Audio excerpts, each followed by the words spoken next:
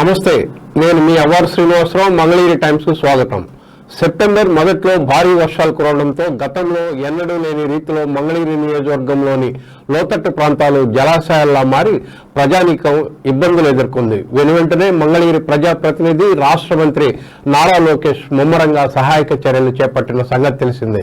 అధికార యంత్రాంగం కూడా సమర్థవంతంగా సేవలు అందించి సాధారణ పరిస్థితులు నెలకొనే వరకు విశ్రమించలేదు. మరీ ముఖ్యంగా పోలీస్ యంత్రాంగం సాహసోపేతమైన చర్యలు చేపట్టి ముంపు బాధితులను కాపాడటంలో విశేషంగా పాటుపడింది.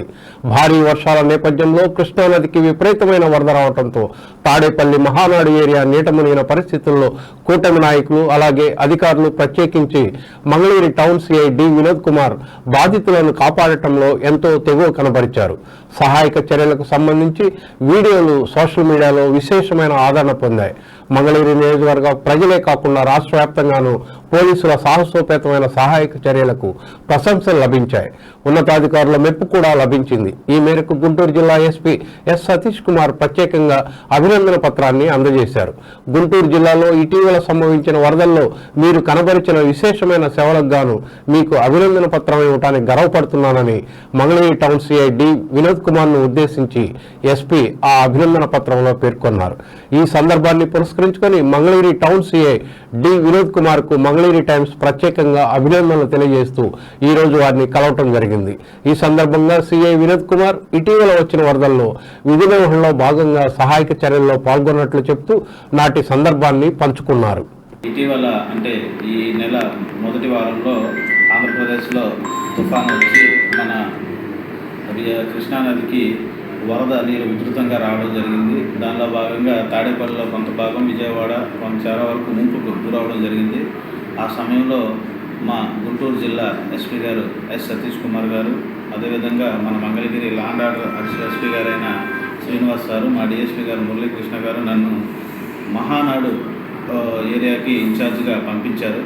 ఆ టైంలో కృష్ణానదికి పైనుంచి వరద ఎక్కువగా రావడం వలన అక్కడ ఇల్లులు ఖాళీ చేయించి వాళ్ళందరినీ సురక్షిత ప్రదేశాలకు తరలించడం, అదేవిధంగా అక్కడ ఎవరు కూడా ప్రమాదాల బారిన పడకుండా చూసుకునే బాధ్యతలు అప్పగించారు.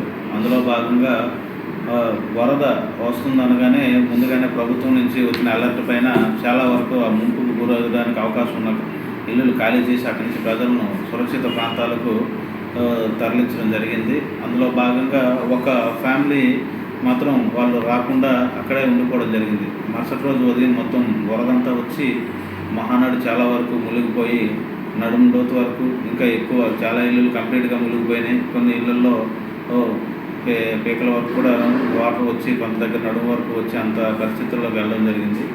ఆ సమయంలో ఆ యొక్క వరద నీటిలో ఒక తల్లి, ఒక 6 నెలల వయసున్న బిడ్డ, 3 వృద్ధులు కూడా చిక్కుకొని ఉన్నారు. వాళ్ళు బయటికి రాలేరు అని తెలిస్తే అప్పుడు నేను, మా సిబ్బంది, అదేవిధంగా అక్కడ లోకల్ టీడీపీ పార్టీ కార్యకర్తలు అందరం కలిసి ఆ వరద నీటిలో ఆ ఏరియాలోకి పోయి అక్కడ గేట్లు కూడా తీయడానికి, ఆ వరద నీటిలో గేట్లు రాకపోతే ఆ గోడ దూకి లోపలికి వెళ్ళి వాళ్ళందరినీ కూడా ఆ లోకల్ పీపుల్ అక్కడ టీడీపీ పార్టీ వారి సహాయంతో, మా సిబ్బంది సహాయంతో వాళ్ళందరినీ సురక్షితంగా బయటకు తీసుకురావడం జరిగింది.